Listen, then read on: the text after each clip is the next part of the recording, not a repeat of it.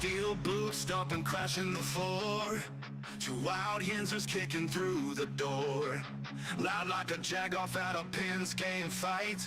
Brace yourself, this ride ain't polite. Two dumb yinzers, loud and proud. Heads in the clouds, voices in the crowd. Chaos brewing, they don't play nice. Hold on to your iron and grab your prime anti-slice.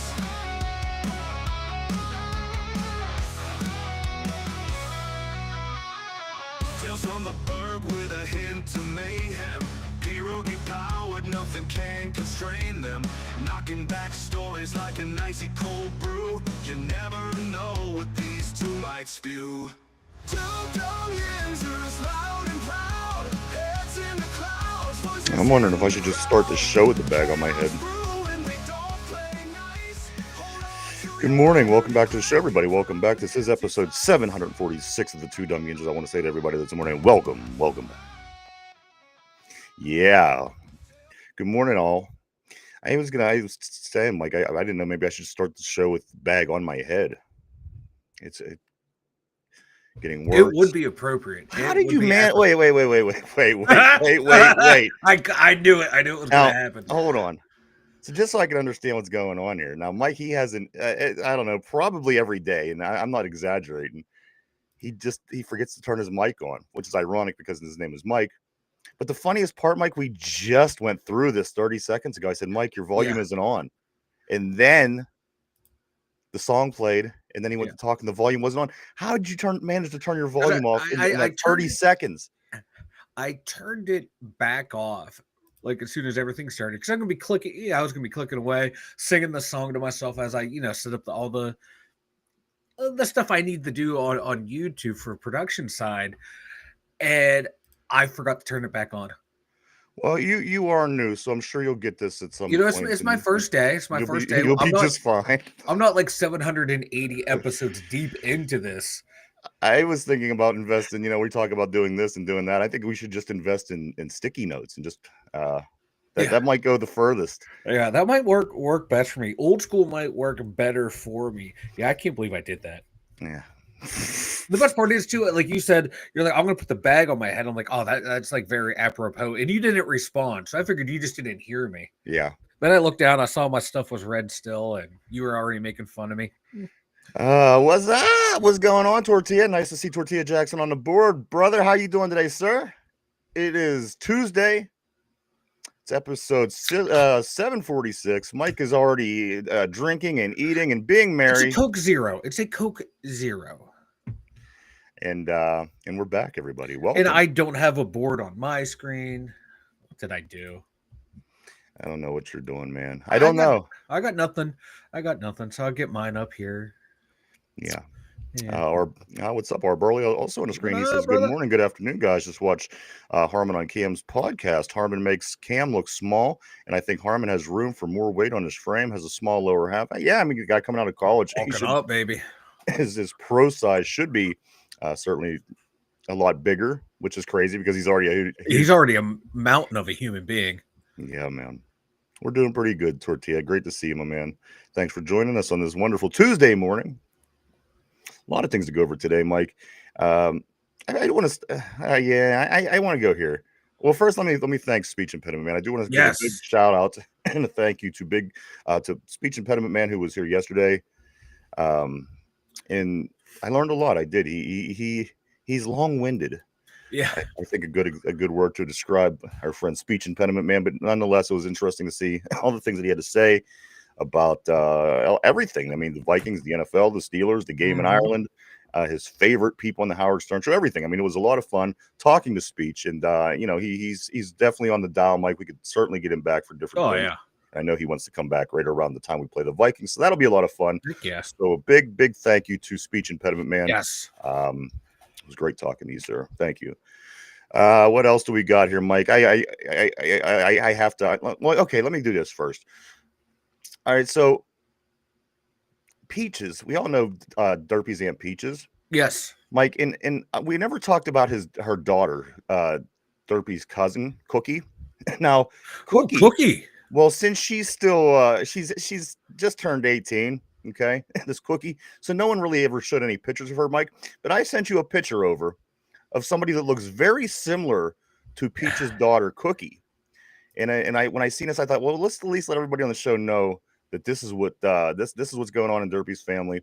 I got a Mike sent Mike, I sent you a picture. In this picture is somebody famous right here. Take a look. Now, this is not Derpy's cousin Cookie. This is not Peach's daughter. No. This is in fact Brock Lesnar's daughter. Everybody, take a look for a minute. And this is no joke. This is not Photoshopped. That's not Brock Lesnar's head. Look at Brock Lesnar's daughter. Wow. She looks like her dad with a wig on. She looks like like I'm not trying to be mean, but she unfortunately looks like her dad and not her mom. She looks like the blonde from the movie Beer Fest. That Swedish one. Remember, she had the ponytails that came down like this, and she drank more than most of the guys. But look at this, guys. This is exactly what Derpy's cousin Cookie looks like. Just in case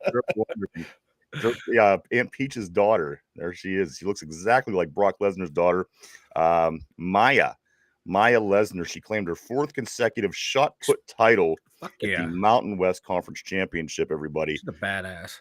Or RB's saying Maya got all of her dad's genes and her twin brother got all of her. Are you serious? Yeah. Are you serious? That's real. Her twin brother got all the mom genes. That's even crazier to me. I don't know. Even better. That's even better. That's why, like, when I had a kid, I was like, "Oh God, please don't be a daughter," because you don't want it. No woman needs to look like me, and no woman needs to look like Brock Lesnar either. A daughter with your hair, would not. Yeah, with my hairline, wouldn't go well. No, but there you go, guys. That's Maya Lesnar. Quite a sight. I gotta be honest with you. That was not what I was expecting. No, because you know what the mom looks like. You know what he looks like. Okay, figure a combo of the two should be would be built, but you think probably have like Sable's face. Is it even Sable's daughter? I don't know if it's I don't know if it's even Sable's daughter. Is it? Oh, I thought so. I thought she is Sable's daughter. I could be wrong. I don't know, but I would just assume that it's not. Well, no one was going. No one like Brock, and he was hanging out with Vince and some of the weird stuff that they were all into. You never know whose daughter it might be. It looks like he made it with a Viking or something. I would, if anybody got a minute to check that out, I would like to know if that's Sable's daughter. I would guess no. If I was a gambling man, I would put my money on that as not Sable's daughter. But RB's saying no on the board. Okay. He says Maya's 5'10", 180 pounds. I bet you a beer she's in WWE. Absolutely. She's going to be WWE development. Absolutely. Because I'm sure there's not much money in shot put for a professional career. So, but geez, oh man, she even got everything all the way down to the yellow eyebrows. You know, when people have real light hair, they look like they don't have eyebrows. Dude, she's going to be a badass if she goes into wrestling. Yeah, she's going to be something, man. Wow. That was a wake up call. And just when you think your life is bad, man, maybe my kids, are they ugly? No, your kids are not ugly. Brock Lesnar's kids are ugly. And again, I got to see the daughter or the son. If it looks just like the mother, that's got to be something. I like how you're referring to them as it. Well, I don't know what the hell's going on here. I'm trying to look at this picture and piece it all together. Oh, God, you're terrible. You're terrible. Me, Tortilla says, damn, she's bigger than Calvin Austin. She is. Calvin Austin's what? A 5'7". Well, I gotta pull out Calvin Austin's stats here real quick. Maya Lesnar. There you go, everybody. If she's not in the WWE, I'm sure she'll be in the NFL or something. This lady, Calvin Austin, 5'9", $162. Like, she makes him look like a little like a little child. Yeah. Like, oh, ma'am, are you here to pick up your little stepson? Nah, man, he's older than me.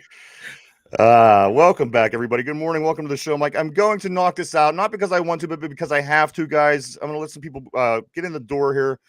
The Pirates drop another one. Ooh, like I got to get my sounds back up with DJ Khalid. I can just go another one, and just hit it every day. Like this time to the Reds, they lose 7-1. This is not a good Reds team.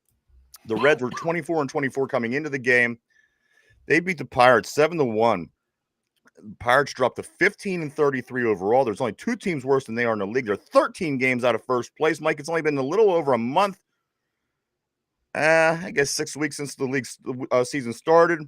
Mitch Keller again goes on as a good game. Yeah. He throws 6 innings, gives up 6 hits, only 1 earned run, 1 walk, and 5 strikeouts. But Bednar and Holderman, Mike, they come in for 2 innings pitched. Get this, 2 innings pitched. Those two, Bednar and Holderman, 6 hits, 5 earned runs, 2 walks, 3 strikeouts. Mike, the team loses in the last 2 innings. The 8th and the 9th inning is when they let up those 5 runs, Bednar and Holderman. Again, Pirates dropped to 15-33. It's been 27 days since the Pirates scored more than 4 runs. 27, almost a month since a professional baseball team managed to put up more than 4 runs in a single game. This by far is the worst I've seen this bad franchise play baseball in a long time. And not to mention, we're in year 6 of the Cherington plan of we will win 90 games. This is what their goal was. And Mike, for some reason, we're worse than we were 6 years ago. I would say by far. Oh, by far. This is the worst Pirate team I've seen in a long time. Like a very, very long time. You have to go back like to some of those Jason Kendall teams were bad. You know, around that era. This team might take the cake.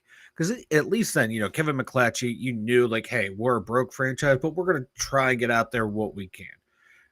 This right here, you know, you got one of the richest owners in baseball, just, you know, stiffing the team, an incompetent manager. This guy's worse than who was the manager who had the 5-year plan under Kevin McClatchy? I forget his name, but this Ben Cherington's the worst GM I've ever seen in Bucco history. It's bad. This team has won 2 series all season long.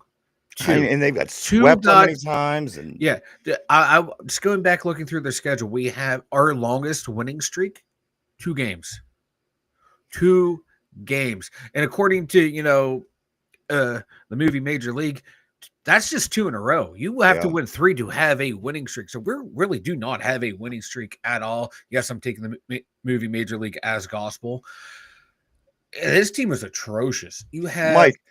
Paul Skeens' ERA in the past 7 games is like 2.5, and he's 2-5, and the team is 2-5 in those starts. Get the F out of here, Mike. They scored 6. Okay, out of 52 games, 6 out of 52. Bear with me. Listen to these numbers.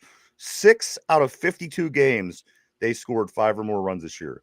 6 out of 50. That's not going to get it done. That's not going to get anything done. No. And you're gonna fire the coach.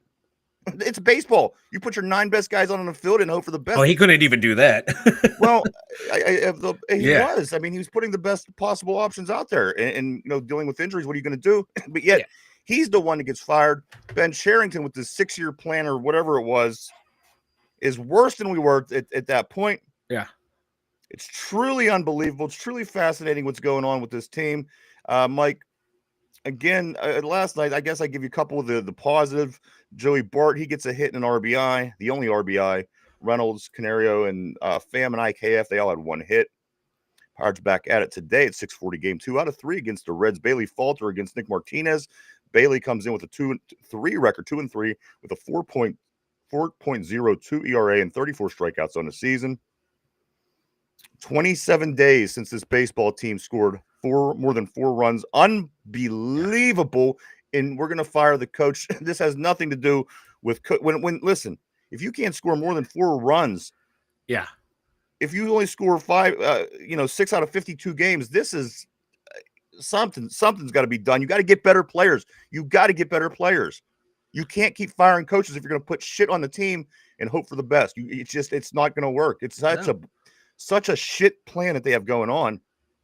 So what do? They bring in Gene Lamont, former Pirates manager. Now he is an advisor.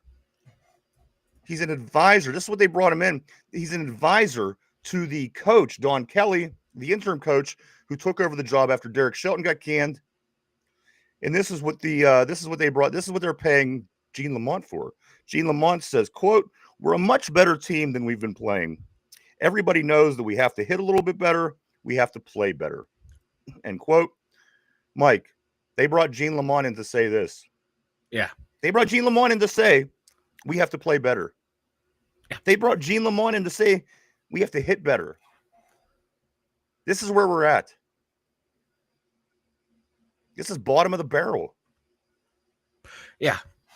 Like he's just stating the obvious. Everyone knows that. Like the manager said that before we got fired after one of Paul Skeen starts. Oh, we just gotta like hit better. We're gonna get some runs or whatever it is. I have it on a thumbnail from a while back. It's farcical. It's just a shit show organization all around. And back to, you have Paul Skeens and Mitch Keller. They each have 7 quality starts. That's tied for second in the majors. So you have really 2 aces on your staff, and you've won a grand total of 13 games. Because as Gene Lamont said, we can't hit. Yeah, no shit. And how does the GM still have a job? And again, Mike, year 6 of the 6-year Cherington plan. Yeah.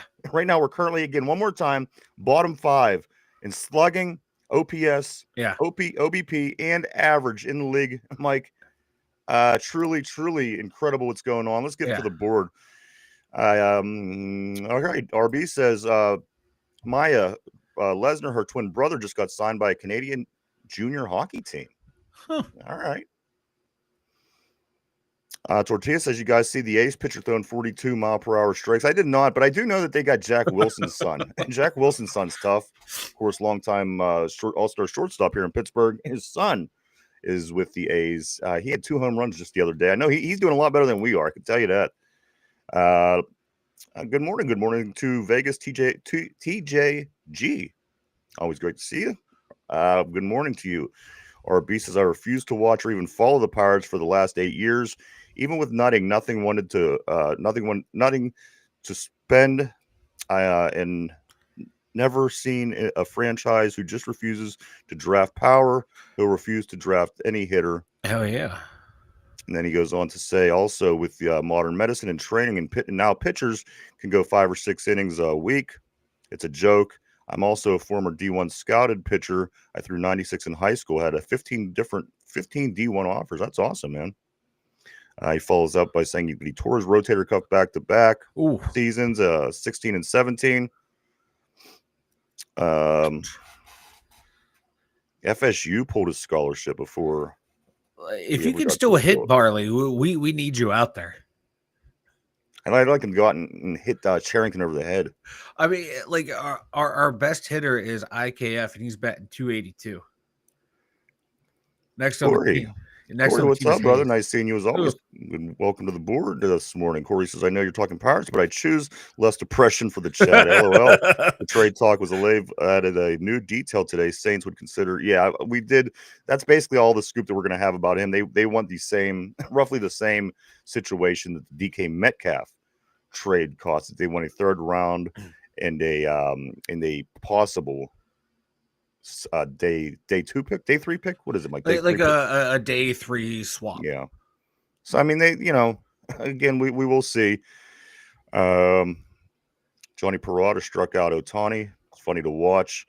But this Pirates. But you know what? There's a swirling rumor, Mike, that kind of caught my attention. I don't know if it holds any water or not. But some rumors over the past couple of days was Bryce Harper. There's interest between the Philadelphia Phillies and possibly making a move with the Pirates. I just don't know what kind of disaster that Bryce Harper wants to walk into. It isn't like he's going to come and everything's going to be fixed. But if this is true, I would take him in a heartbeat. Bryce Harper's just a baller.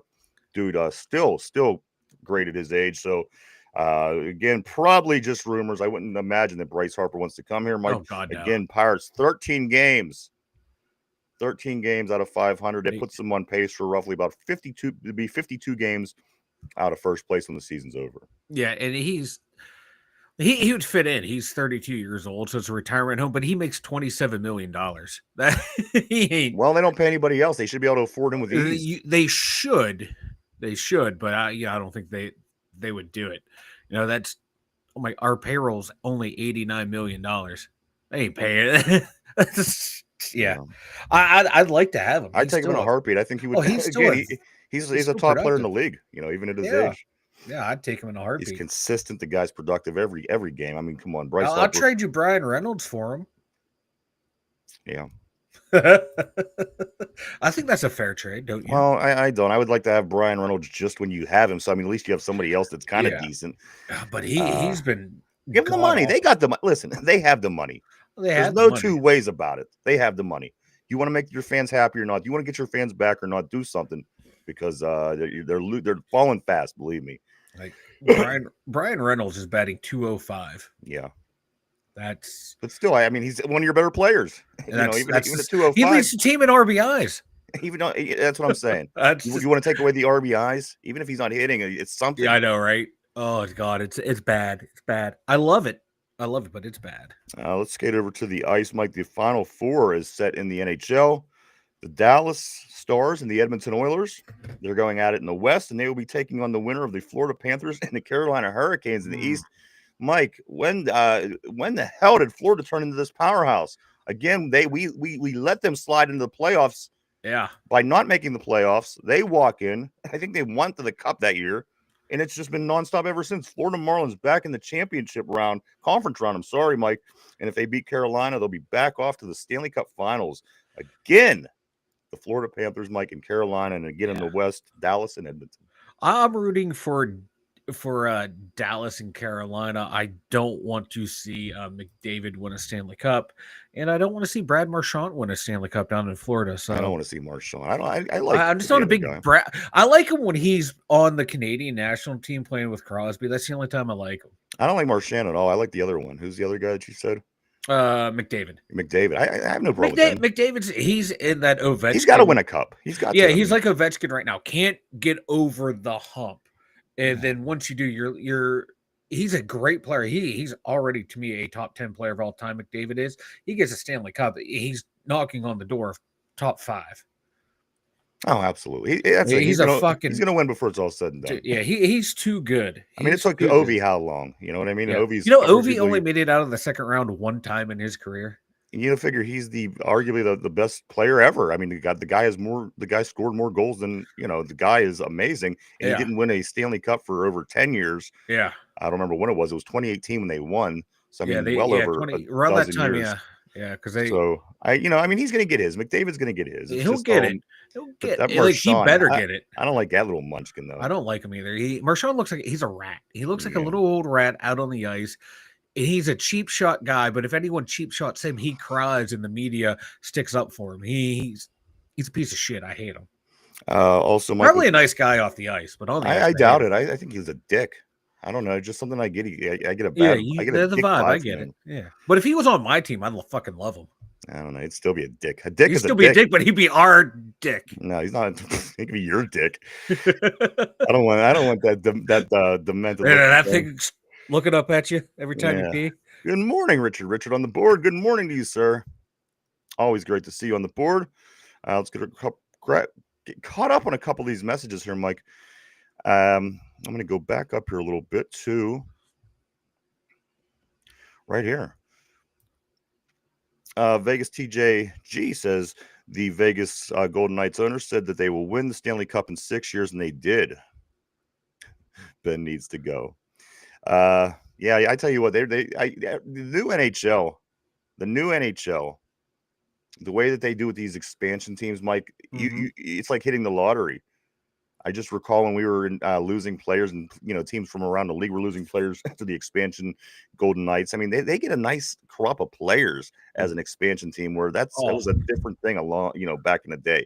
Oh yeah, because you saw some of the franchises. You just got the bottoms of the roster for all these teams, and Vegas had their roster stacked. And the way their GM manipulates the cap is a thing of beauty. Guys will go on long-term injury, and then right as the playoff starts, next thing you know, their best players are back, ready, fresh, and ready to go. Yeah, it's a cheap tactic, but hey, it works. So keep doing it. Why not?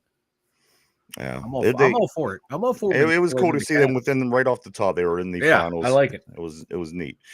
Okay, let's go to RB. RB, RB says, also with modern, okay, yeah, we got that. Towards rotator cuff.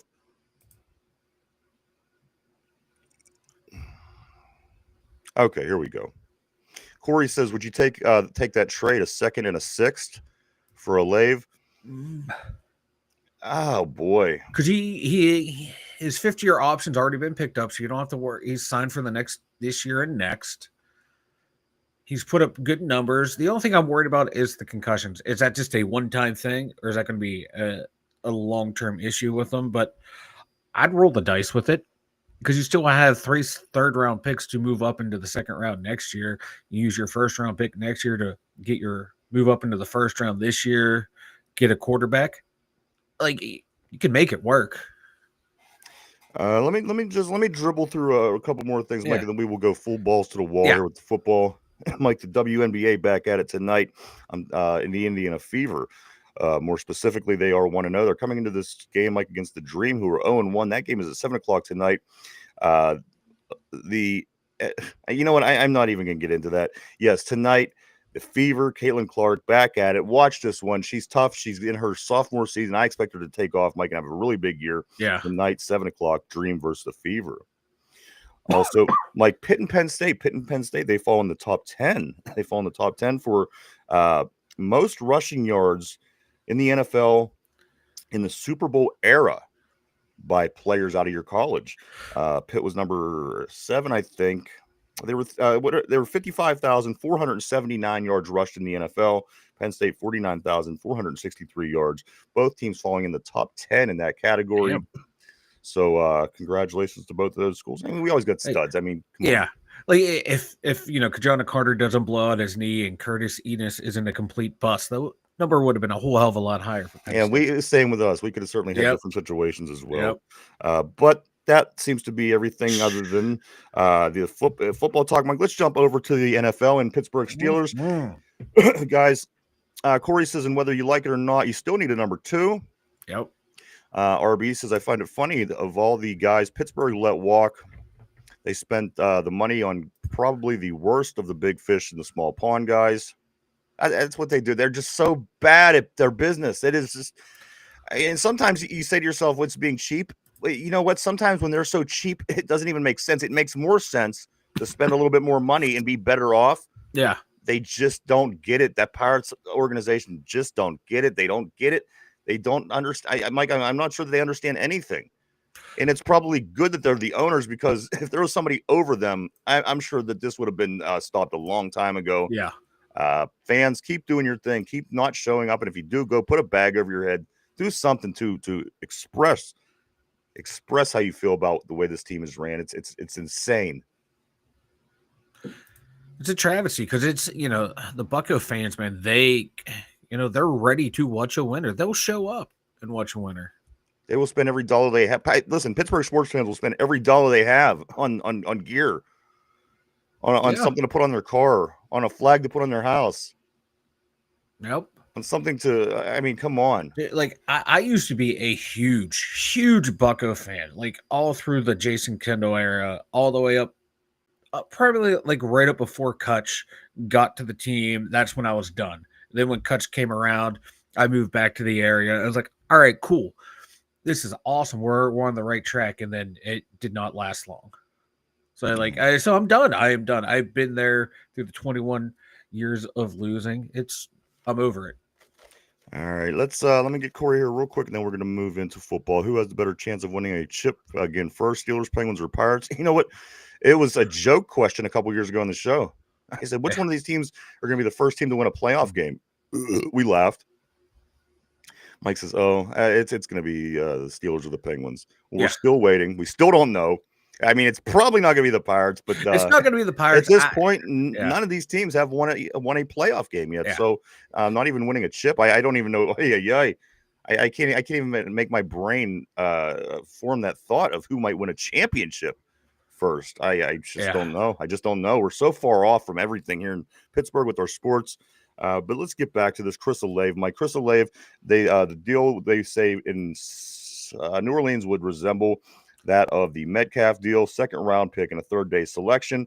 And then the guy goes on from New Orleans to say it's pretty much we're not trading him. It's a pipe dream for the Pittsburgh Steelers to pick up Chris Olave.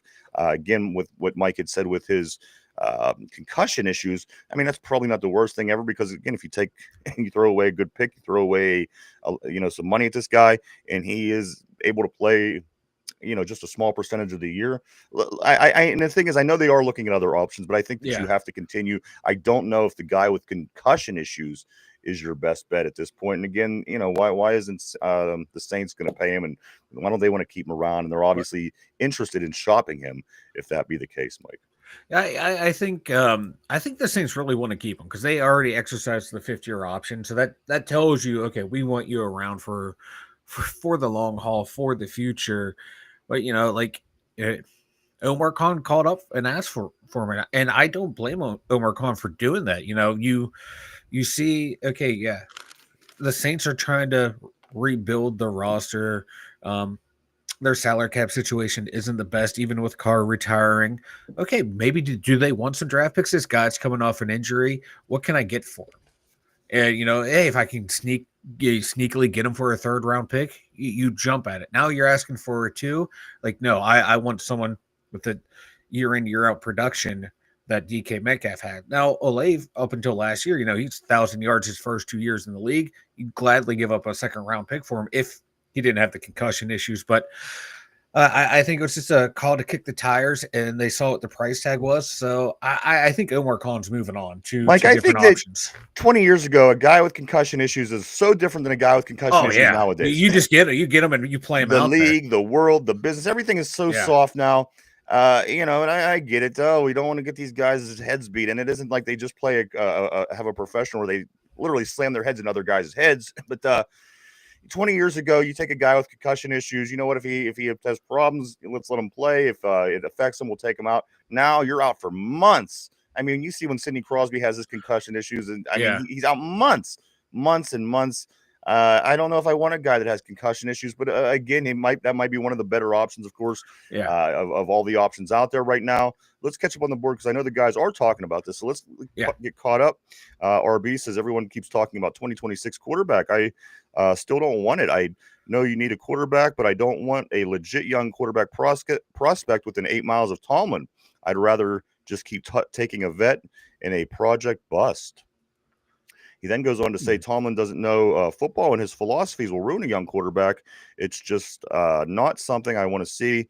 Keep building great trenches until Mike's ready to retire. Corey Beaver says, if it's a pipe dream, then why did they have an asking price? You don't entertain cost if you have no thoughts on. I don't know. I think that you can shop your guys around and see what you can get. Maybe the Steelers were going to say, you know what, we need a wide receiver. Yeah. Let me give you what you want. And they're trying to get a feel. Maybe somebody out there that's willing to give them what they're looking for. I just kind of see them as shopping them around. It doesn't mean they necessarily want to lose them. Yeah, it could be like letting the league know, like, hey, if you want them, it's going to be a premium to get them. Right. Because you have a price tag on everyone, unless your name's like Patrick Mahomes or Jalen Hurts or Joe Burrow or Lamar Jackson. There's going to be no price tag on you. But for everyone else in the league, you probably got a price tag on your head from your own front office. Because you never know, someone might be stupid enough to part away with something that's going to help you down the line. Like, look at the Herschel Walker trade. Multiple first-round picks and players for one guy. It totally, set the Cowboys up for their dynasty and set back Minnesota for how many years? Speaking of quarterbacks, Mike, the Mason Rudolph and Arthur Smith offense is a plan that seems to be made in offensive coordinator heaven. Apparently Rudolph enjoys learning Arthur Smith's offense. He says it fits my game. And then also Mason, another thing that he did say is the time in Tennessee made him appreciate Pittsburgh more. Mike, is this guy going to be leading the way in week 1? If we don't sign Aaron Rodgers, yeah. It's going to be him, Skylar Thompson at 2, and then Will Howard at 3. And Mason can do the things that Arthur Smith wants: push the ball downfield, throw across the middle, stuff that Russ can't do at this point in his career, and really wasn't the best at in his career. Is that attacking the middle of the field? Leaving so many plays open there. So yeah, Mason will be the guy to. Mason will do it. We saw him, flashes here in Pittsburgh. Don't be afraid to throw across the middle of the field. And Mason's at that point of his career where he knows, hey, I am what I am. A fringe starter, backup type guy. If I throw picks, more or less safe. I'm going to be employed because they need me. So he's not going to be afraid to take chances. He's not going to be looking over his shoulder. And he knows, like, hey, if they want Will Howard to be the guy, that's fine. This is by the comments that he's saying he wants to be the starter, but he knows, like, hey, if they bring in a vet, look at their price tag, I know where I'm going to be. I've been through this business before, but I'm going to go out there and do the best I can and play my game. And his game does fit the Arthur Smith offense, but can he pull it off? That's going to be the key right there. And the guy, remember, last year he had 9 touchdowns and 9 interceptions. I mean, the guy's going to throw the ball in the other team's hands. It's going to happen. It is what it is. Again, he's just not that good of a quarterback, Mike. If he was, somebody somewhere would have seen his talent and certainly tried to take advantage at some point. The guy's been here forever, it seems like. Because you know how it is in sports, man. If coaches everywhere go, oh man, if I can get my hands on him, I can turn him into something. And his availability last year was just. Mike, what do you think about the comments on the board? What do you think about the comments on the board about, how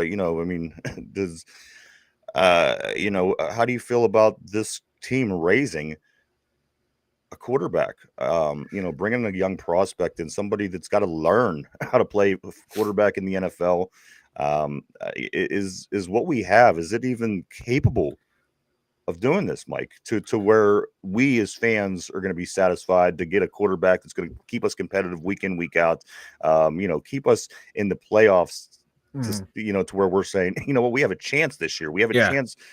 Mike, are we even in position? Again, that's very interesting. A lot of people are talking about the 2026 draft. A lot of people are talking about getting our quarterback next spring. But Mike, at the end of the day, have we seen anything that showed that we're prepared to raise a little sproutling of a quarterback to a good, productive team franchise quarterback that we need? I don't know. I'm not going to say yes or no either way, because people want to say, well, look at Big Ben. His playing style evolved with every offensive coordinator that we had. When it was Bruce Arians, it was that hang back in the pocket, throw deep. Let's get those big shots. He already won hold on to the ball before Mike Tomlin got there. I don't want to talk about him because he's an outlier. But then he changed like his game when they got in Todd Haley. Hey Ben, we want you to be more of a quick get the ball in and out of your hands, and he did do that. So he changed that way. You look at Landry Jones. Landry Jones was in the league for how long as a good backup quarterback? He made the natural progression to get better. Yeah, he did. I mean, from day one till the day he got so injured in the late 20 teens that he couldn't really do it anymore. Again, he's an outlier. He's really hard to use, Mike. I'm talking about a young kid coming out of college that's going to go right into the Steelers locker room with what it is that we have, the quarterback coach, so on and so forth. Are we going to be happy 3 years from now if we do get our franchise quarterback, or are we going to be sitting here still going, what do we got to do? We don't know, because our quarterback, Tom Arth, he was out there with Justin Herbert. Justin Herbert's gotten better every year. He got better. I think he gets worse. I don't know. I'm less impressed with Justin Herbert as time goes on. Arthur Smith turned Ryan Tannehill into a Pro Bowl quarterback for a handful of seasons. But he couldn't get any production out of his Hall of Fame quarterback and his other starting quarterback that he brought in. Well, because these are rookies coming in and never played it down. Russell Wilson could not run his offense. Russell Wilson could not throw the ball over the middle of the field. So if you can't run my offense, you're a bad fit for it. I'm going to look bad. And Justin Fields moved the ball up and down a little bit for the team too. But they pulled him after 6 games and never put him out there. So Well, we weren't scoring don't know. touchdowns, Mike. That was the problem Yeah, I with know. Justin Fields. I Yeah, mean, is that more Justin Fields? Because we've seen Justin Fields in his career. He's not that good of a quarterback. But again, the other guy is a Super Bowl winning Hall of Famer At the tail end of his career, and again, which was is not what we that- want, which is was what we not that- which is what we keep lobbying for to bring back. I want to that's not what I'm lobbying for. People in Pittsburgh are lobbying to bring back a Yeah. Super Bowl winning Yeah. over the hill quarterback. So I Yeah. just want to throw that out there as we continue about the failures of this offense and the quarterback position Yeah. and the in coaching these guys. And I just want to remind everybody that we want this back. This is what we want back. We want back the over the hill guy that's as old as Mike is. Come on, I mean, let's not be serious. This is a young man's league. So we don't know until we get that young quarterback, because people want to say Tomlin can't develop a quarterback. He had Ben Roethlisberger for 18 years. It's not like you're grooming a backup it wasn't even a quarterback. young quarterback But the same people are saying, well, let's get Mason Rudolph in there. Well, who was the head coach when Mason Rudolph was here? It was Mike Tomlin. So can he or can't he? Never got any better. He got better from year 1 to. Well, he better if he got better. If he didn't get better from year 1 to last year, he better not still be on the team. That's all I exactly. Say. So it's you can't have it both ways. Well, let's see what the board's saying, Mike. Mason Rudolph and say the organization can't develop anyone. Mike, again, outlier. That's one word that you like to use. And if we can't agree that Ben Roethlisberger was an outlier, but that's what I'm saying. Like, let's talk about every other quarterback that was on this team ever besides him. That's who I want to talk about. Charlie Batch. No, Mike. Landry Jones, who's a serviceable backup. These guys are terrible. Where's Landry Jones now? Where did he go after he left? He was just a backup quarterback. He what? He was just a backup quarterback. He didn't have the potential to be a starting quarterback. I'm going to pull up his statistics real quick. I don't think that he was as good as you're making him out to be. No, but Landry Jones? Yeah, he was just a backup quarterback. He was like the third string most of the time. It was like Ben, Charlie Batch. Hold on, I'm pulling it up. Just and that's what we needed. Someone to come in and he didn't. His career never got better. He didn't go on and do great things. Yeah, because how many backup quarterbacks go on to do great things? Backup quarterbacks are backup quarterbacks for a reason, and that's what Landry Jones was. We're talking about developing quarterbers. That was the point, Mike. It wasn't backup. It wasn't easy. You can't turn chicken shit into chicken salad. You were saying he was serviceable. He was productive. And again, I'm just trying to pull it up because I'm just trying to find out where this is that I'm missing it. Again, he never had over 500. Josh Dobbs wasn't bad. He never had over 500 yards in a season. I'm just not seeing it with Landry Jones. Even as a backup, even Mason Rudolph had better numbers than this. I'm not buying with Landry Jones. Mike, he wasn't good. He wasn't any good. He didn't do anything in the NFL. He was here for a backup quarterback. And that's 9 times you said that. And believe me, I heard you. So I just don't understand. Like, you're trying because you're not listening to my point. Yeah, because you wanted Landry Jones. No, I don't turn into a Tom Brady. I just said he wasn't any good type guy. I just said he wasn't any good. That's all. Because you're coming into the and I'm looking at his statistics, and I'm not wrong. He wasn't very good in the NFL. His statistics. Because he's not a starting quarterback. He's a backup quarterback. The story that I'm seeing on my screen is very active. He's just he didn't do much in the NFL.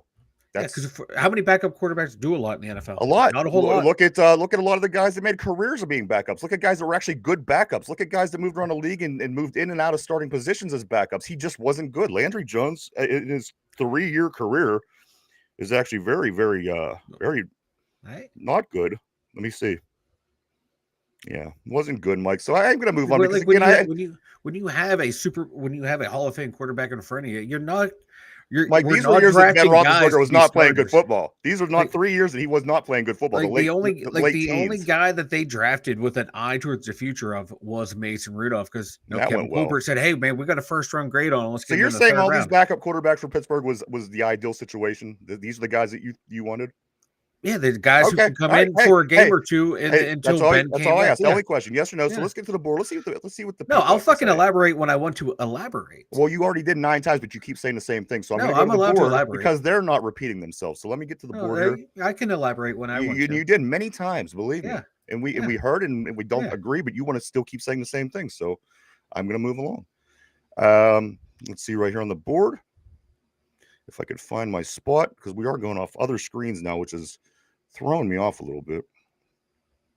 Here we go. On the board. Why does everyone think Mason has a big arm? That's where we're at. I don't know. If we don't sign a wide receiver 2, let's go with Corey Beavers. If we don't sign a wide receiver 2, then we need to build up our CB room more. I know it's crowded right now, but it's a bunch of questionable guys, whether it's a vet at the end of the road or a second-year slumpy guy. I mean, we've grabbed a couple guys for our cornerbacks. We grabbed Slay and Eccles, Thornhill back at safeties. I mean, we did pick up a little bit on the secondary end of it, guys. Our Barley says, why does everyone think Mason has a big arm? Almost every NFL quarterback can throw the ball 55 to 60 yards. No one seems to understand that distance isn't nowhere near as important as velocity and revolutions. Tortilla goes on to say Mason has a good deep ball, and a lot of the picks he threw were drop balls by quarter. I mean, that happens to everybody. You can't say all of his picks were drop balls. At some point, it's the quarterback's fault. But you know what? Maybe these particular ones were that you've seen. I don't know. RB says Artie wasn't allowed to run his offense, though. No one really can. Mike constantly has to throw input in and make the game plans. After 5 OCs, the game plan never really changes. I agree. Or Burley also goes on to say, notice offensive coordinators change the same 6 safe play calls over and over and over. Haley screen. Fitchner draw. Canada jet sweep. Artie pitch out. No OCs ever run the same play over and over and over and over, despite minimal success. Tortilla we hit that one toss for a touchdown last year. We hit that one. And also, yes, we did. Also, Josh Dobbs was always nice with us. We just never kept him, and he turned out decent. Our Barley says Jones went to Oakland, then never made it to the roster and was in the XFL. He just wasn't that good. Corey Beaver says Big Ben was the guy who had raw talent and just needed to refine the skills he already had. Then he was able to grow year over year while hiding his flaws with a strong run game and defense. And then RB, he finishes it up by saying Jones was awful, but that goes hand in hand with Mike's hand it off and avoid the middle of the field. Why are these things not getting fixed? And again, I mean, it's time after time and year after year and player after player and coordinator after coordinator. Why is this the same situation year after year? Mike's game plan is to play not to lose the game. I mean, whether that be his game plan or not, that's the way that it turns out. I mean, we're playing to not lose. It seems like a lot of times it comes down to these heart attack games, and we're lucky we have the best kicker in the league. I mean, come on, how many of these games that we won the past couple of years would not be wins if Chris Boswell wasn't on the roster? But Mike, go ahead and tell us a little bit about the Steelers. What you think, man? I'm giving it back. I'm giving it. Well, yeah, you were going to elaborate and all this stuff. So go ahead and elaborate. I'm going to do a couple of things here. I think with why they don't want to throw to the middle field anymore is they just don't trust any of their quarterbacks after Ben left. Like, how many times would you see passes over the middle of the field to Heath, to AB, who go across the middle, Hines, Ward across the middle? I just don't think they trust any of their quarterbacks right now, and that's not a good sign. Like, how can you make someone the leader of your team and not trust them? And you have to have faith in the quarterback. You can't be afraid to turn the ball over. Don't live in your fears, Coach T. Now, that's one of your favorite sayings. Don't live in your fears. And they do. They don't want to turn the ball over. I respect that, but you can't be afraid to throw over. That's Mike T's thing, man. That's Mike T's thing. Just don't throw it over the middle. We don't want to play in the middle of. We don't want to play, to our fears. We don't live in our fears. Yeah, and don't live in our fears. You live in your fears. You don't. Yeah. Everything he says contradicts what he does. Everything. You can say, hey, you know what? We want to limit turnovers. We're going to take our shots across the middle of the field, but that's not going to be our bread and butter. Okay, that would make sense. Build your offense around that. But, just admit, hey, you go across the middle of the field. It's a dangerous part of the field. Bad things happen. Ball isn't bouncing our way. We're going to try and limit that. Okay, cool. I can understand that. I can respect that. But don't feed me a line of bullshit. And I'm just hoping this year, Arthur Smith, if he can get, if Mason Rudolph is his guy and that's what he wants to run that offense. And then, in worst case scenario, we have a losing record and, we can have a better draft. Yeah. And then maybe we'll see some wholesale changes after that that people want. And we'll see. And I'm just looking. I can't imagine that the Raiders even had any good quarterbacks. Landry Jones should have went out there and actually had a day out in Oakland. But no, you're right, Mike. A few things I do want to get into is the Aaron Rodgers talk. does he have something to prove? Is this why Aaron Rodgers may come back? Does he feel that maybe the 2-year stint in New York kind of went bad? And of course, he gets injured after 5 seconds in the first season. Second season, he comes back, he wins 5 games. I mean, does he feel that, he maybe wants to try to walk off in a little better light? And again, I don't think that he's going to come here, we're going to win any Super Bowls. No. But is this, is this part of what it is? And also my other question is, or my other point being this, do you see how Aaron is doing Aaron right now? Do you see how it's all about him? Do you see how, what Aaron's not going to give any hints? The team's not going to give any hints. Even if they have something figured out, why does Aaron have to be so different than everybody? That's my problem with him. Can Aaron come in and be a teammate? Can Aaron come in and complete this team and make it whole? Those are the things that you're going to want from a quarterback. Aaron is happy having people talk about Aaron. And I don't know if that's a good thing for a Pittsburgh Steelers. Again, if we want to accept that, this is probably just going to be an effed up season and you want him here because he might be able to come in here and throw a bunch of yards, then you should also be okay with saying, well, this is going to be an effed up season, even if we don't get Aaron and we have to do the things that I've been saying to kind of toughen yourself up as a team. Because again, Mike, I see no benefit because how much Steelers have we talked about this offseason compared to how much Aaron Rodgers we talked about this offseason? Yes, it's about him becoming a Steeler, but it's not about football we're talking. It's not about off the field. It's all off the field Aaron Rodgers.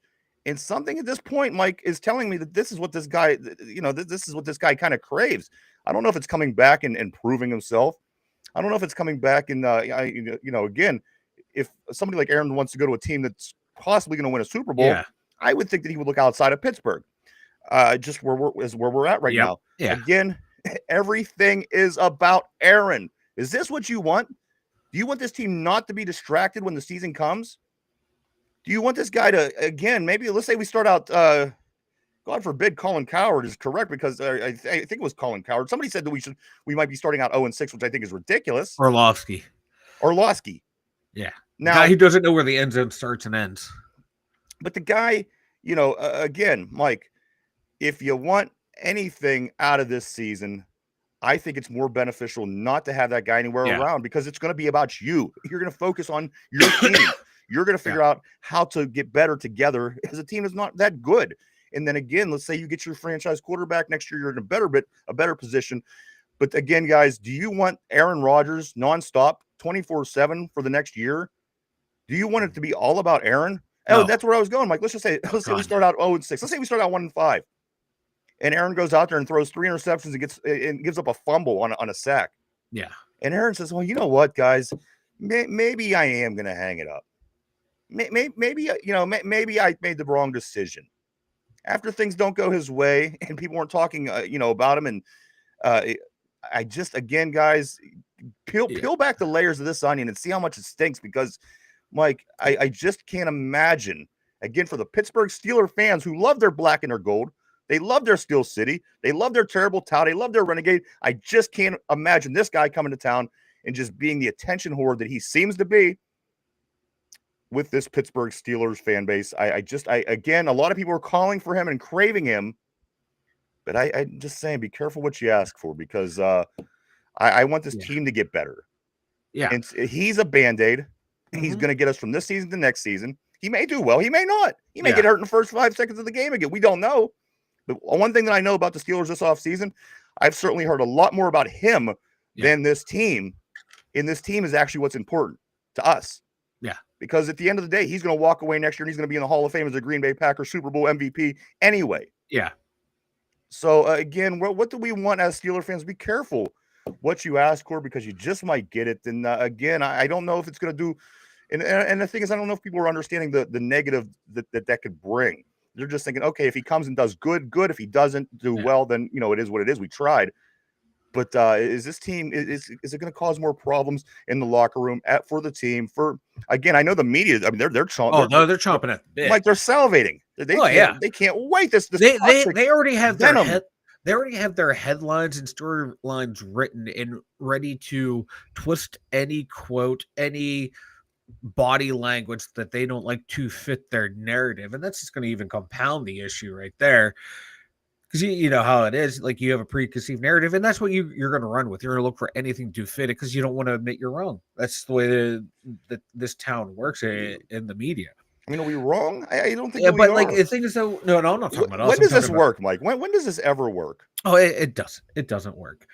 The only way this could work is if Aaron Rodgers comes in and if he plays terrible and is willing to admit it and willing to hey, you know what? They want me benched, bench me, and I'll keep to my I'm not going to say anything Mike, in he the made media. the Jets fire their coach and Yeah. get a new coach. Do you think this guy's Exactly. going to come in and they and got let us worse? And they bench got him? worse after they got his guy. Yeah.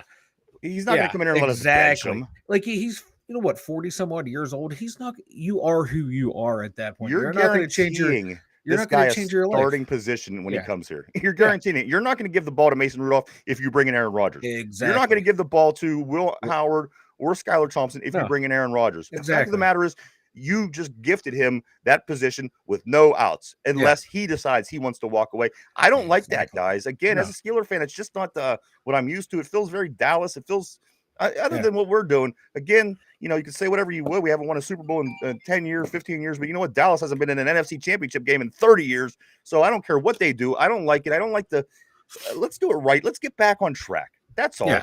They got to get back on track. This Band-Aid, I just don't know if it's a good Band-Aid to buy, Mike. No. But if they sign him, I'm willing to go into it with an open mind to see how it rolls. And again, if they sign him, I will support it because I love my team and I will stand behind him. Like I'll believe I'm going to bitch every step of the way. Yeah, I'll question it. I'll bitch, but I'm going to go in with an open mind. Like, okay, let's see. If he's just going to suppress his personality to get through the season, to, like you said, to prove doubters wrong that I can still do this and I can, be a team guy. If it happens and it works out, great. If not, that might even be for the better. Because, if this team totally implodes with him record-wise, let's see how the guys who have been here, like TJ Watt, Cam Hayward, how they respond. How are they going to lead this locker room? How are they going to rise to the occasion to keep the team together? Yeah. Because we haven't seen it out of these guys. Because how many times we see, collapses down the stretch, you don't see these guys rallying the troops. Like, I don't see a lot of team leaders, great leadership on the team. No, you're right. I don't, and I think that's why they went after. Like, I think Caleb Johnson. I think he was a captain at Iowa. Jack Sawyer and Will Howard were captains. They're getting guys who were in positions of leadership, and get more of those guys because, like, TJ Watt looks like a quiet leader. I'm going to go out there and do my thing. I'm not going to be the vocal leader, which is fine. You need guys like that to just like someone else points to go, you look at him. He's out here working day in, day out. That's what you need to do. But you also need guys who are the vocal leaders too. You need a nice balance of both. And I don't think they have that right now. They haven't had that in a long ass time. RB says, I'm told by reliable people, this is much Tomlin, Rooney as Aaron. They are feeding into this stuff too. Aaron wants to go out there not being a loser. And Pittsburgh is the best place. They're the only goal is not having a losing record. I guess that follows his narrative. It fits in with what the team wants to do. Yeah, if we want to continue to do the thing that we keep bitching about every year. Yeah, let's do it. Let's get Aaron. Let's bring in Aaron because that's probably what you're going to get. You're probably going to get about a 500 record. Let's see. RB also goes on to say, this is the perfect marriage. Mike gets his quarterback to prevent a losing season. Mike gets his streak. Art gets his money. Everyone wins in their eyes. This team is doomed till Danny takes over. Corey says at RB, Aaron could win us a chip if he cared enough. I would assume that his ego wouldn't let Eli Manning be better than him with 2 chips. So I could see him winning a chip, but I know probably not. He follows that up, by saying, but I could see it happening. RB says, it's said the locker room leaders are more worried about podcasts and media and a pissing contest with a rival. I don't doubt that. That caps off our two of our favorite players. And then Yinzer Joe, what's up, brother? What Nice up? seeing you, man. I did catch you were coming in a little bit at the end of the show yesterday. I Yeah. hope that your vacation went well. It's great to see you back on the board as always. Yinzer Joe, everybody. Yinzer Joe says Rogers played better on a worse team. If he plays like he did with the Jets for the Steelers, the decision was phenomenal. We can't have a second string guy or a rookie Howard starting and expect to win. But that, again, guys, what kind of false sense are we going to get with an Aaron Rodgers? I mean, are we that again on defense, guys? We haven't let up less than 40 points in the last 8 playoff games. We have some issues here. And let's say providing Rodgers does come up and put more touchdowns in the end zone. Is that really an accomplishment? We just have not been scoring touchdowns. Again, we're 29 out of 32 since 2019, 2022, something like this. Mike, we're 29 out of 32. I think it's going to take a little bit more than Aaron Rodgers to get us to in the Super Bowl conversation, certainly. But again, the Band-Aid, how does that affect the team? How is that going to affect the team moving forward? And all the things that are being said, if Mike, in a perfect world, if it plays out that way, those things would be great. Yeah. But again, there's still nothing that I've seen out of Aaron Rodgers that would indicate that this thing is going to go smoothly. Or we, he had weapons in New York. He had weapons. We have DK, which is huge. But again, we're still trying to figure out a lot of other things on this offense. And also, Mike, can you see him getting chased around in this backfield if the offensive line depth doesn't improve? Because again, injuries are a dime a dozen in the NFL. Again, I just don't know if he's the Band-Aid that we need. There's things that we have to fix and figure out how to get better at, because he's not going to be the option a year or 2 years down the road. We're going to have to move on and try to put together a football team. If you take into account, like, just thinking like, hey, we're going to, like, our O-line is going to take that jump forward. Our receivers are going to take another jump forward. I'd be Aaron Rodgers would make sense. He can, teach these guys how to be a better offense. And how much teaching does Aaron want to do, Mike? That's another thing. Not like teaching, but but the guy is considering retiring, and we're wanting him to mentor our young guys. Like sitting there in team meetings, like providing, just like looking at film together, like, hey, when you see this, do this, and that can help those guys throughout their career. Like, oh my God, we're seeing this from a different perspective from this guy who saw a little bit different from Russ, and Aaron Rodgers is a better quarterback than Russ. Okay, that would be awesome. This is his everything goes, right? But I'm in the camp either way. Bring him in, fine. Not, I'm fine too, because I'm happy with us shitting the bed, rolling out there, seeing what we have with the guys that we have. I'm okay with it. You have to lose to win in pro sports. You have to lose to win. Every team goes through it. I get the organization wants to stay competitive year in, year out. But we're not competitive year in, year out. We haven't been competitive in over a decade. Yeah, so you can't do what we've been doing. You got to change it up. But pulling a 500 record is far from being competitive. Yeah, I mean, the Pirates dream of a 500 record, which would still be nothing. It's nothing. 500 is nothing. You won nothing. Yeah, you won nothing. You literally are as good as the teams that all the other 30 teams that didn't win a championship, but you managed to be average throughout the season. It's crazy what we've came to accept over the years here in Pittsburgh. I don't think it's about being spoiled anymore. I think because we're seeing other teams improving constantly, and we're just running in place year after year after year. It's like we become. I don't think there's anything about being spoiled or entitled. This has just become a disaster. What's going on? Everyone became comfortable up until about like 2-3 years ago. Like, oh my God, we haven't done anything in a long time. A lot of people have seen it, but the writing on the wall has been there. But you're right, Mike. I do believe that a lot more people have certainly been seeing it over the past 3 years, and they're accepting some of the things that people were saying where before they weren't. They were saying, well, this, that, or the other. So let's get back on the board here, Mike. The Yinzer Joe says the mediocre quarterback play for several years has been a setback. If you could bring an improving caliber quarterback into lead, prove something, and win playoff games, you win whether you win a Super Bowl or not. RB says, I wanted to tear it down for 5 years. Roster, staff, front office. Danny needs to take over. I'm tired of mediocrity, but Art is fine with it. I'm tired of Bush League shit, sharing facilities first. And then he also says the biggest issue starts at the top. Imagine being a professional, but come to work every day with 1990s equipment, drawing over 100 college kids to do anything. The entire pit sharing is a joke. And you're right. Why aren't these things not being taken? What's going on? What's going on? Why are they grading so poorly every year in, year out, with all these things that, locker rooms, and why is it not being addressed? I mean, Yep. obviously, you're a business, you're a huge business. This is not, I mean, this isn't, small. This is millionaires leaving their mansions and coming into a high school a gym, a high school weight room is the way that it's, they're putting out with these F's on the report card. Why is these things not getting fixed, Mike? Is the ownership just that it's bad cheap. now? Yeah. Art. The more you read about him, and you realize that he this is not what he should be doing. He should not be running the team. He's out of his depth. They need to bring in Gene Lamont. Maybe he could tell these guys. Maybe he could tell these guys that things aren't going good in Pittsburgh. Guys, we're not scoring enough points. Thanks, Gene. Thanks. Oh, Gene. the conversation between him and Tomlin. Well, we didn't win because we didn't score enough points. Well, if you want to be a better baseball or a better football team, you're gonna have to score more points. Just a bunch of bullshit back and forth. Thanks, Gene. This is what we're hiring here in Pittsburgh right now. Is a bunch of bullshit. John, what's up, brother? Nice seeing you on the board as always, my friend. Great seeing you on this fine Tuesday. John says the newer generations are okay with the 500 streak and consider the team is competitive.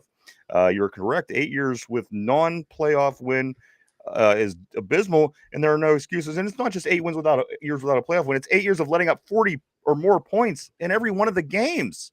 Not even being, I mean, that's not competitive at all. If you can't go to the playoff game and keep the team 140 points in almost a decade, this isn't being spoiled. This isn't being an entitled fan. This is just bullshit. Things got to get better with this football team. John says if the Army did business like the Steelers, this podcast would be in error. But you're right. I mean, it's just being ran very poorly, and it's a shame because it's a franchise that has a reputation of being successful and being ran good, and we're starting to see, Mike, that's actually not what's going on right now. So what is it? What do you, Mike? Okay, now I really want you to dig in and tell me what it is that this team got to do to fix this and not be in this 10-year slump that we're in, and really dig in like you wanted to before and explain, Mike, what it is that's got to be done. Oh God, yes, shit. What haven't I said about this before? You got to tear it down from top to bottom. You have to. Like you said, this owner has to step down, let the next Dan come in and be the actual football guy. Leave Colin and Weedle in place. I like what they're doing, and then let those guys go out and get their new head coach, no offensive coordinator, new defensive coordinator, new quarterback coach. Even though Arth hasn't been here long enough, Tom Arth hasn't been here long enough, I'd like to give him a chance, but let Weedle, let Colin rebuild the entire front office, spend money on an actual coaching staff. We have one of the smallest coaching staffs, one of the lowest paid. Open up that purse strings, and And you think eight years of non-success would say, hey, let's hire some more. Let's get some more coaches in here to try to get things figured out. But Art is afraid to upset the apple cart of what his dad and grandfather did. Well, they won. Yeah, that's what this Rooney's not doing. He's not winning. They haven't done anything since Dan Rooney stepped down.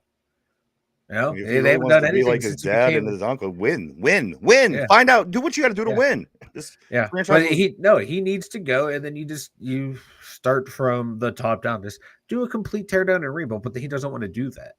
Like sometimes you have to do that. You have to reinvent yourself and then build for the future. You're always going to find. You'll find a good football coach who will want to come to Pittsburgh. It's because of that rich history, and just trust your GMs to do their job. And he's really not. RB says, I'm an Appalachian hillbilly, and I know you get land out by the airport and build all their own brand new shit of their own. Don't need to spend $5 billion, but have your own place, fields, facilities. He's saying, of course, they do share with Pitt. Corey says, I think these players are too spoiled. The fitness equipment isn't flashy, so it's a problem. Try being a bodybuilder in the 1970s and 80s. They made it work. It's all about football, not bells and whistles. Ultimately, you're right. Andrew Joe says the Steelers need a GoFundMe to upgrade their weightlifting facility. They need all their former players like college make them act like college alumni and fund all this shit. John goes on to say, yet folks say they are just a quarterback away. Interesting, very interesting point, John. RB says way more than a quarterback away. Yeah, but a lot of people are, a lot of people are. They think if Aaron, Mike, people believe that if Aaron Rodgers comes here, we are a competitor to win a Super Bowl, to be in that conversation. This is the insanity that's going on. This team is more than a couple steps away. But again, those are the things that you got to fix this year. Take this year, rough it out, get better, get tougher, figure out these small issues, and seal the holes, see what you got, and what you got in players, and then move on. John says if the ownership puts the money into providing a state-of-the-art training facility, there is an expectation for a return of the investment. RB says, want to be pissed off? Look at Dino's football career and look at the people who did some favors for him, who get jobs here, who stink but keep their jobs. New SC coach, Canada, who brought Kenny. And then RB follows that up by saying, no coincidence, Dino ended up in Tampa, who's full of Mike's buddies and former Steelers. It's not his excuse to roster him when they let him go. He's a special teamer for 8 years on the PS. Corey says on the practice squad, Corey says, I bet Aaron Donald would invest it if you let him. You know what? I do. I think he's there often anyway. Isn't he he's down at Pitt? He's at Pitt all the time. It feels decent amount. He's down there showing everybody up. So that's guys, it's crazy. But let me move on here a little bit. This is where we're at. This is going to be the story that continues. And if these weren't problems, these weren't issues, this would not continue. These wouldn't be the problems. And the fact of the matter is, this stuff is the problems, and Aaron Rodgers might be a part of that as well. Mike, again, Aaron over everything else when it's about Aaron. You think Aaron's going to come here and buy into the Pittsburgh Steelers? I want to be a Steeler. I want to be the big part on this Pittsburgh. No. Right? Aaron Rodgers is a Hall of Fame multi-MVP winner of the Green Bay Packers. He's 42 years old. Whatever this is about, it's not about winning a Super Bowl. Believe me, if he could, he would. And don't get me wrong. Yeah. But, Mike, we are, again, further than a quarterback away from the Super Bowl.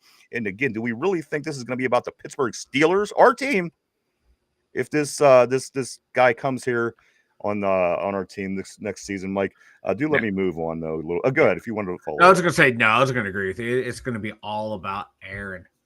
And why would that change? And why would Aaron change and say, well, you know what? And again, he made many friends and fans in Green Bay. He doesn't, he's not going to come here and do anything great. Believe me.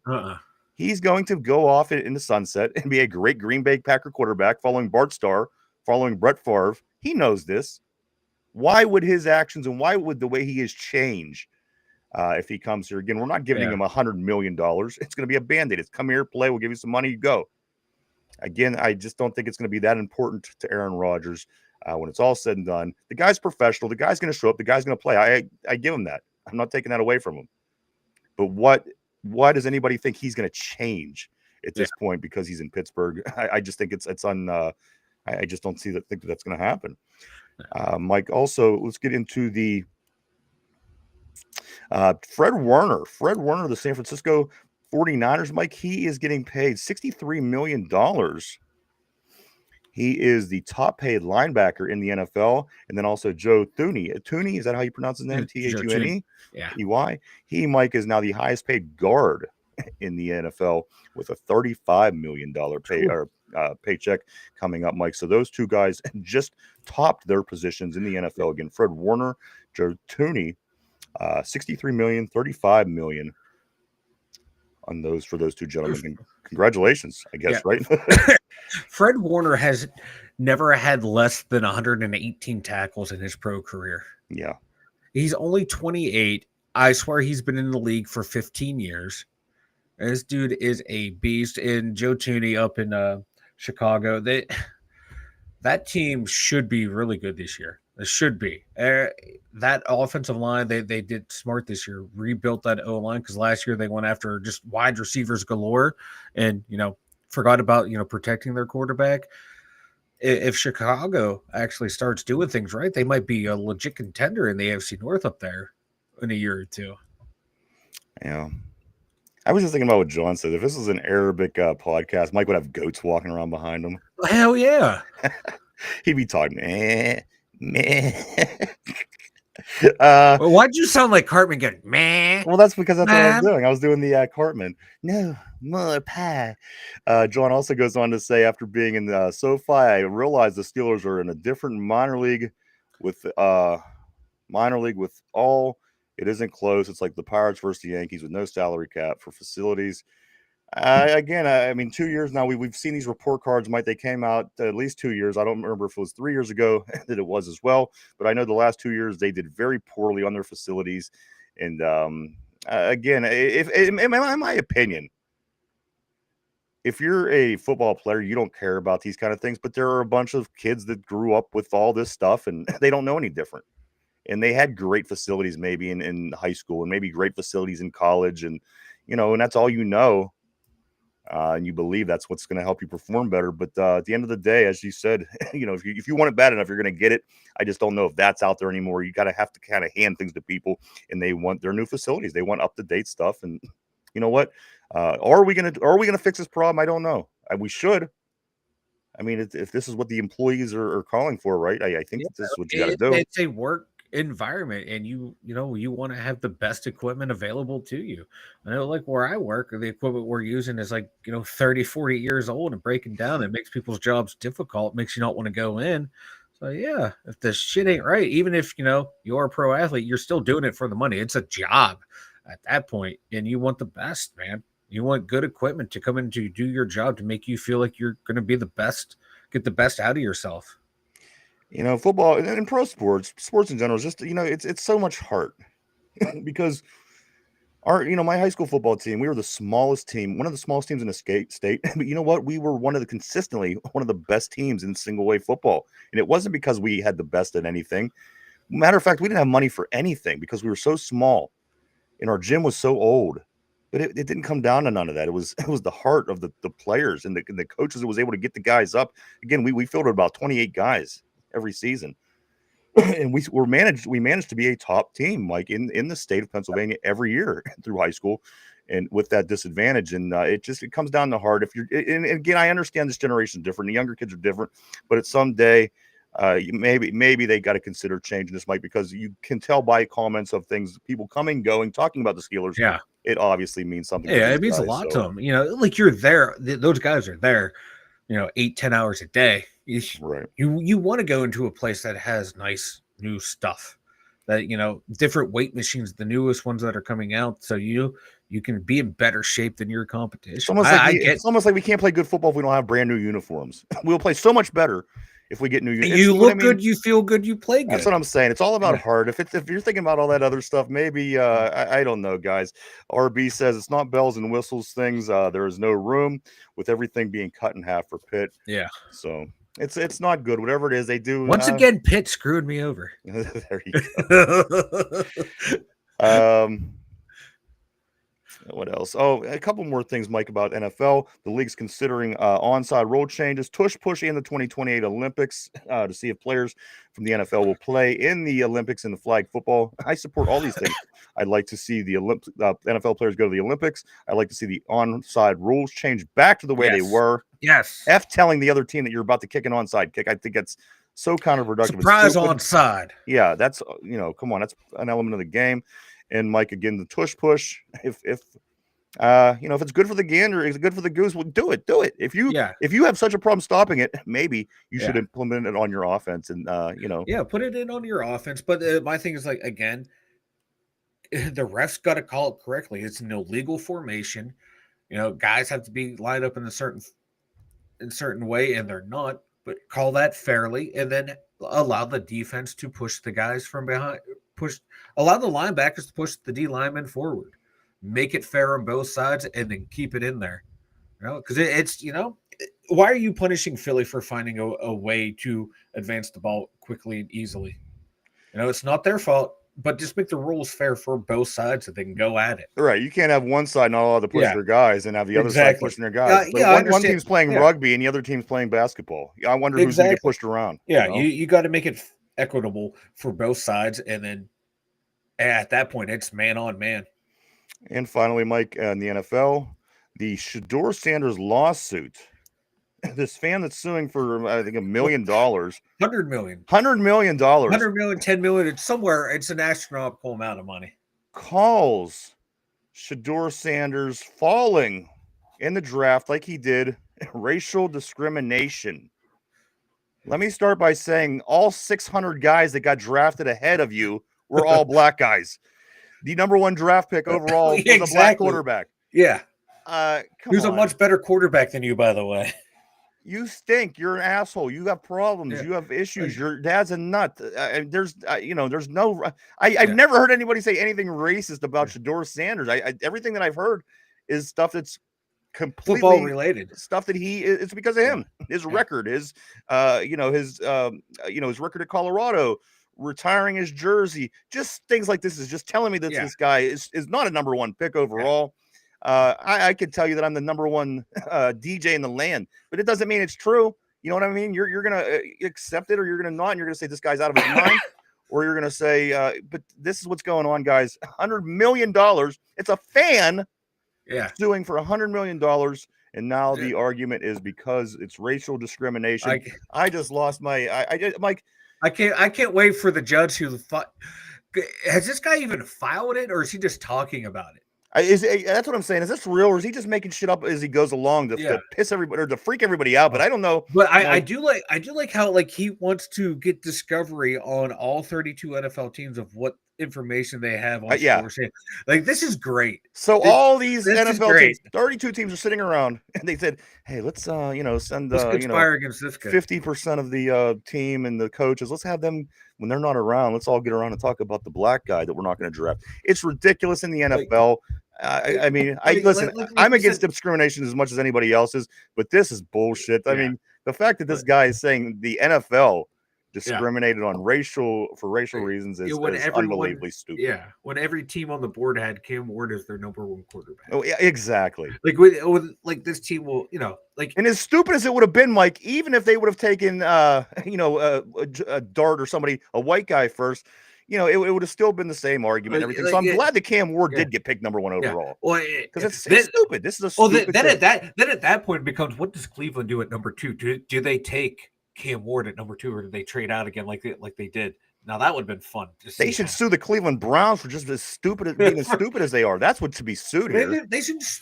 That fan should sue the Cleveland Browns for putting Shador Sanders through mental anguish by going to the Cleveland Browns. This whole subject's giving me mental anguish again.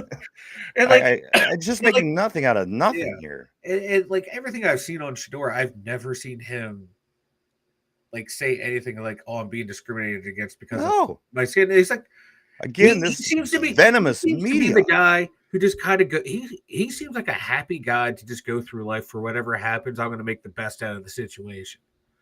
I don't think he's going to be a great NFL quarterback, but he doesn't seem to bother him either way. He's like, "Yeah, okay." I didn't like Dion. I'm going to do whatever, but not because he was a black guy. He was a pain in the ass. Yes, and because he wasn't on my team. Exactly. So again, what a tard this guy. I saw that, $100 million. I mean, if he gets this, guys, let's just start going out and suing. I'm suing everything. I am suing every team because they didn't draft my guys from Penn State. Right. I mean, that opens the door for this kind of stupidity. That's great. I love it.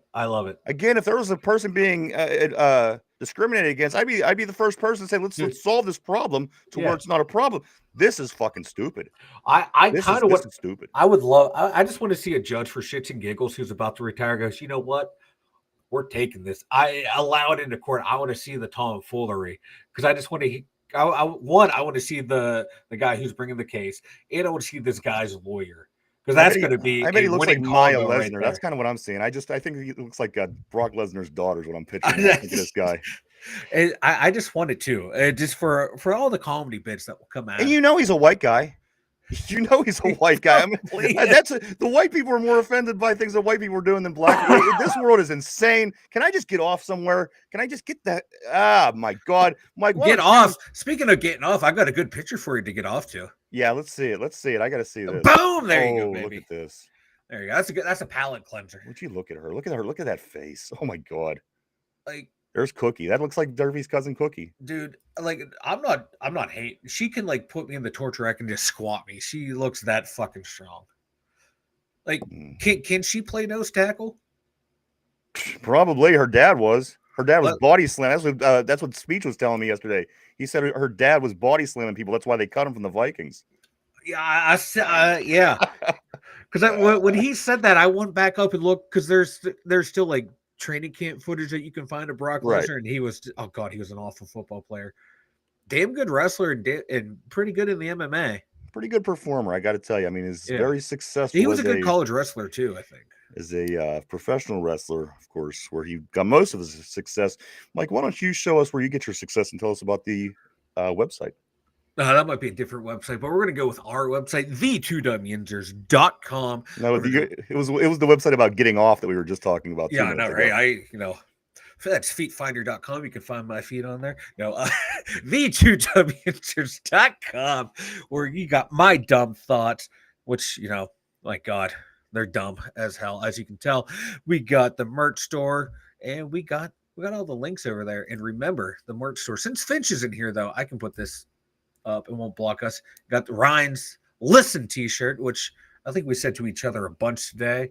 Everyone's favorite. The standard is the standard. I'd like to do. Go back to the playoffs. Go back to mine. I want to show you what I want done. I like it like it is.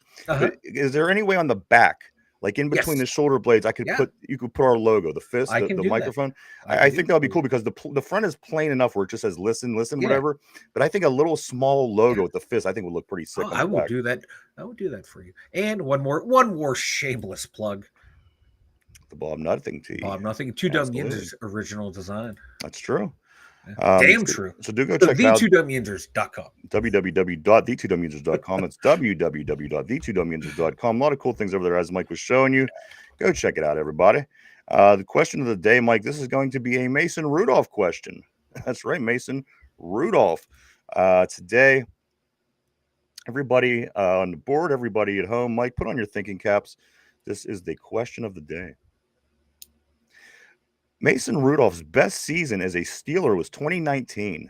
He passed for 1,765 yards. Did he have more or less than that last year in Tennessee?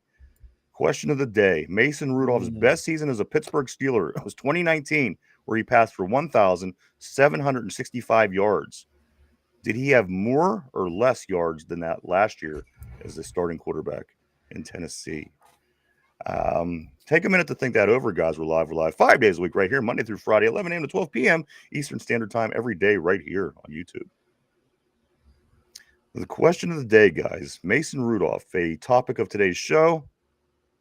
His best season with the Steelers was 2019 when he passed for 1,765 yards. Did he have more or less in his time in Tennessee? Mike? R. Barley's saying he had less. He had less in Tennessee. What do you think? I'm going to say less. I think he had, because we know you said 9 touchdowns, 9 interceptions. I think he only had around like 900 yards. Okay. I'm going to go with less. All right. I do know in Pittsburgh he did have 13 touchdowns that season to 9 interceptions. Mike, for the Tennessee Titans last year, he had 9 touchdowns, 9 interceptions. So you're saying less. Yeah. RB's saying less on the board. The question is, Mason Rudolph's best season as the Steelers was 2019. He passed for 1,765 yards. Did he have more or did he have less last year in Tennessee? I got some lesses here. Mike, in Tennessee. In Pittsburgh, he passed for 1,765. In Tennessee, he passed for 1,530. So 235 yards more that year as a Steeler. Not much. That's just one good, decent game from a quarterback. 235 should not be a difficult thing to do, Mike. So that is correct. 1,765 Pittsburgh, 1,530 Tennessee. Again, 13-9 touchdowns to interceptions in Pittsburgh that season, and 9-9 in Tennessee. So there you go. This could be our starter next year, guys. Could be, baby. Again, do I want better? Yes. I just don't know if Aaron Rodgers. There's so much with that statement because things would be better in particular situations, but would they be better overall? Once you zoom out and look at the picture, I think you start to realize how things aren't really that much better. It's a Band-Aid. It's in our face. We're going to be happy because he's going to come out there and he's going to hit DK Metcalf maybe on a couple nice plays, and we're really going to get excited. But, guys, overall, is this what we need to get better? I don't know. I don't know. I'm okay sinking or swimming with Mason and Will Howard, And it doesn't matter. There, so the thing is, it doesn't matter if I'm okay with it or not, whether it happens or whether it doesn't. I'm going to deal with it. You know what I mean? If he's here, that's our quarterback for this year. We've had Michael Vick. We've had Kent Graham. We've had Mike Tomczak. We've had many a clown. We had Jim Miller for a half. We've had many a clown over the years, Mike. So I don't think we've had a whole hell of a lot worse quarterbacks. I will be okay, I think, if it happens. But again, it will give us stuff to talk about, as it will. Pittsburgh media, who are so uncreative, they have a hard time of coming up with good stuff. So they have to take these toxic conversations, Mike, and they utilize, they spew this venom, and that's what's Pittsburgh Steelers fans are kind of confused right now. What's going on, and this is why. They just have no creativity to put it out there. It's embarrassing, but it is what it is, guys. Mike, before we do start getting ready to wrap things up, anything extra or on the side that you do have? I don't have anything on the side today, unfortunately. Oh wait, yeah, I did. Sidney Crosby lost a hockey game for Canada. They lost 2-1 to Finland. I think that's his first loss in like 26 games with Canada. Only like his third overall. Yeah. They never lose. He doesn't lose. Yeah, he doesn't lose. Yeah. And I don't know if they have another game to play. That could have been Marc-Andre Fleury's last game too. Yeah. When I saw that come across the feed, I was like, holy shit. Like you said, he does not lose. There was that game and a game against the U.S. and I think one other sprinkled in there. Mike, I am going to catch up on the board, though. I can't believe the Crosby loss. It's just so weird to hear. But let me get back up to John. I don't want to miss anybody here before we do step away, or if you do take off for the day. Okay. Here is from John. I believe Dan Sr. adjusted the business model and sold some stock for extra revenue to stay competitive, or it needs to look at a change as well. RB says, I want to stop the tush push, take a 15-yard penalty one time and a fine, and a KO the quarterback running start missile style one time. Frankie Love. Yeah, you put somebody's quarterback on the ground and they have to take him off on a stretcher, Mike. They'll think twice next time. Troy would have dove over the top. Absolutely. He would have timed it perfectly too. Okay, John says Chris Jones, Kansas City, was complaining about his neck during the Super Bowl. I knew it was going to be an off-season issue. Andrew Joe says, I don't think that the NFL or the owners are going to agree on letting the players play in the Olympics in fear of getting a star injured before the NFL season. I wonder who would play then, because this flag football is getting really big. Matter of fact, I was watching this championship last night of the kids. It was like a New Orleans team versus an Arizona team. Like, it's getting real big, and like in chicks, the girls, it's now becoming an official sport across the country for girls in high school. So it's going to be interesting to see how they do take that route, because that's a good point. You don't see a lot of times pro athletes going and doing these things for those reasons, injury issues. So it's going to be very interesting, especially with the popularity of flag football. Like I said, give me Lamar, give me Bijan, Jamar Chase, and Jetta. We're winning the whole fucking thing. And do you see some Lithuanian guy catching any of these guys? No. No. Throw Tyreek Hill in there too. We're winning. Ryan likes Sequoia women with big feet, like Mike likes goth women with Chinese tiny foot wraps. That's scary how accurate that is. Either Joe says, I feel like 300 yards less. Of course, he's talking about the question of the day. Yeah. John says it was more. He would still be in Tennessee if it was more. Less TDs too. It was less TDs too. John says put no going on the Pat McAfee show in Rodgers' contract. Oh, that would be a no-go for him. He definitely wouldn't sign. He's so far up that guy's ass, or somebody's so far up somebody's ass between them two. I don't know who it is. Yinzer Joe, doesn't matter if Rudolph or Howard, because neither are the long-term answer. So get a legitimate fill-in and draft your long-term in the draft.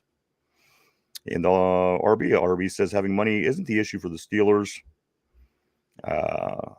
Art just doesn't want to spend it. So, yeah, I mean, I can't say that I disagree with a lot of stuff that was on the board today. And again, it's just, unfortunately, all these problems in Pittsburgh we're having with our teams, the buck stops at the owner. What do you do? What do you do when the owner's the issue? You know what I mean? It's happening with our baseball team. It's happening with our football team. This is just where we're at right now. So hopefully they start to make things better for the Pittsburgh Steelers, guys. We're only a few months away. We'll be again at OTAs next week for a few days, and then it'll follow the following week into June. And then, Mike, before you know it, it's going to be summertime. It's going to be heading into July, mini camp. August is preseason. So it's going to be here before you know. We have to figure something out, figure it out fast. Will Aaron Rodgers be in Pittsburgh? Will he not be? Will who knows? Who knows what it's going to be? And that's again, that's kind of interesting because it's kind of keeping us on our toes. But at the end of the day, how much better are we getting? I mean, does Aaron Rodgers got a playbook? Does he have anything that he's studying at home to kind of justify him being away and taking so long to make a decision? Maybe if he knows that he's on the team, maybe if he knows that there's a deal that's in place that we don't know about, maybe, if he's studying, if he's trying to understand the system, that can make things a lot better. If he's not, again, is this being counterproductive? So a lot of stuff, guys. It's going to be very interesting. And again, all this stuff, we're not talking about the Steelers at the end of the day. We're talking about this guy who's not ever a Steeler, that was never a Steeler, and yet he seems to be the topic day in, day out. You think that's going to change if he becomes a Steeler? Yeah. So that's my question. That's my point, guys. I do want to say thank you, everybody, for coming and hanging out and checking us out today. We appreciate each and every one of you. We always, truly, honestly do. We wouldn't do it without you guys. Thank you so much, as always. I do want to say thank you, everybody on the board. You guys always keep things interesting here on the show. Everybody at home, everybody in the car, everybody at the gym, everybody at the work, wherever you are, thank you as well. Thank you so much, everybody. We'll be back tomorrow at our regular time, Mike. We got another disaster coming up. The Pirates got the Reds this evening. At this point, I'm rooting for them to lose every game. Me too. It's more interesting now that they're losing because at least you're not being let down. Yeah. Every day. Going in, the Buccos are going to lose. It's easy being a Bucco fan. It is easy being a Bucco. They're going to lose, and when Paul Skeen starts, he's going to pitch a masterpiece, and we're going to lose. And they get shut out every time. Every time he pitches, it's unbelievable what's going on. Yeah. Man, Mike. One more. Let's see. One more comment here. John says Rams owner is worth $16.2 billion. Art is $800 million. In between $800 million and $1.2 billion, big difference. Yeah, Rams, they got a lot of money out there. LA, though. Yeah. Come on, LA spends. Guys, but I think that's going to be everything. Mike, speak now or forever hold your peace. Got nothing. Great show, everyone. Appreciate it. All right, yeah, absolutely. Absolutely. Great show, Mike. Thank you, everybody, again, for stopping by. We hope that you're back tomorrow. Not much else going on besides for the Bucco game today, Mike. However, tomorrow we also do have the Pittsburgh Riverhounds back in the big tournament, Mike. They are in the rounds 16. There's 16 teams left, so the Hounds could advance to the round of 8 if they could pull it off tomorrow against Philadelphia. And the Passion back in it in a huge game this weekend against the DC Divas, Mike, both undefeated at the top of the division.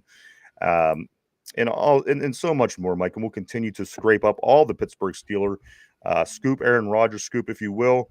Let's just call it that from now on. Are you going to watch Rodgers the watch? You going to watch the Steeler game? No, I'm going to watch the Aaron Rodgers game.